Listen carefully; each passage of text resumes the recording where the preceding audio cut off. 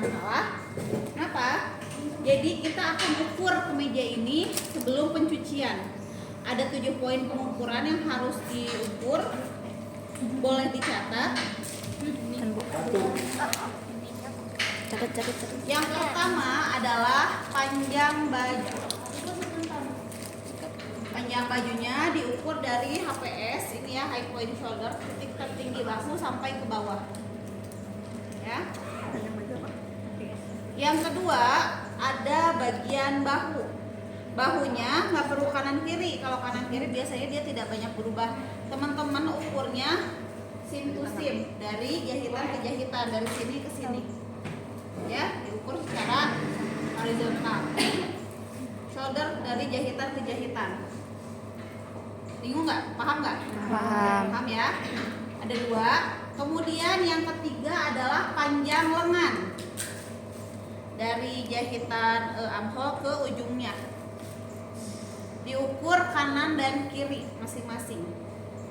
Kenapa? Karena bagian tangan itu terkadang juga suka ada perbedaan antara kanan dan kirinya. Jadi kanan dan kirinya masing-masing diukur. Ya. Kemudian lingkar leher. Lingkar lehernya diukur secara terbuka seperti ini. Diukur di bagian sambungannya, di bagian sambungan dengan kaki kerah. Ya, diukur secara terbuka. Kalau dia ada lekuknya berarti diukurnya mengikuti bentuknya, ya. Kemudian ada lingkar dada atau lebar badan ya sebenarnya sih, kalau lebar setengahnya, kalau lingkar berarti keseluruhan. Diukur dari 1 inci dari ketiak, dari armhole turun dulu, baru diukur secara horizontal dalam kondisi tertutup. Lalu ada lingkar bawah, mau lingkar atau lebar boleh, ya. Yang bawah lingkar atau lebar 1 inci. Kita sepakati kita pakai lingkar bawah ya. Jadi kalau misalnya itu berarti dikali 2, sama dengan bagian lingkar dada, ya.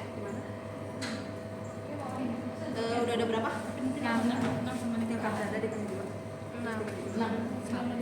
Lingkar bawah ya. Lingkar dada kan?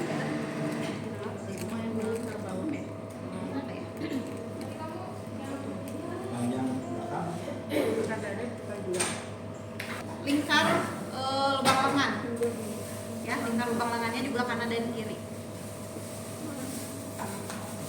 seperti itu.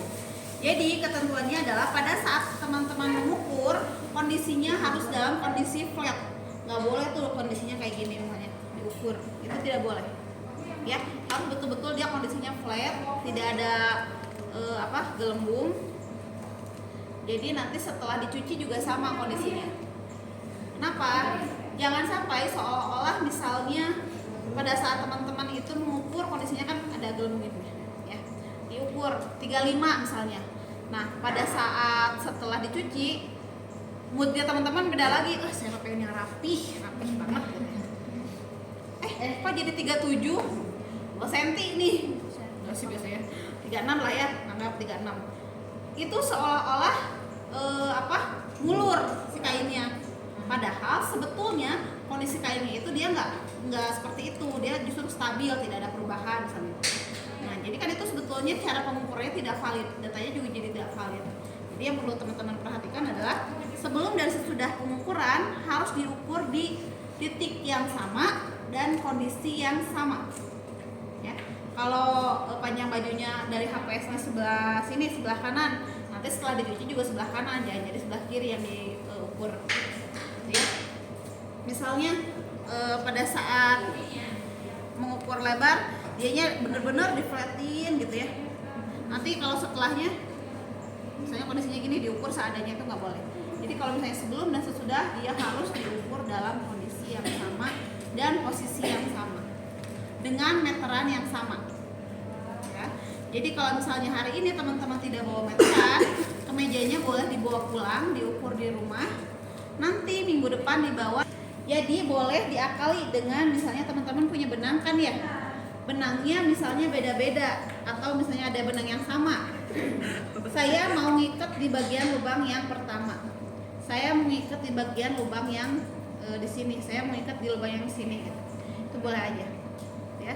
Yang penting dia tidak boleh dicoret-coret karena ini statusnya kita beri pinjamkan, bukan dikasih. Kalau benang yang itu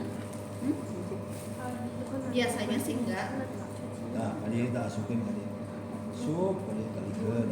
Beda. Atau misalnya mau teman-teman Kalau sama dijilujur pakai apa gitu, pakai benang tapi dilujur aja juga boleh. Yang penting tidak merusak si kemejanya. ini nanti bisa Karena ini nanti harus dikembalikan lagi. dilepas. Ya. Kemudian untuk minggu depan berarti dilanjut ya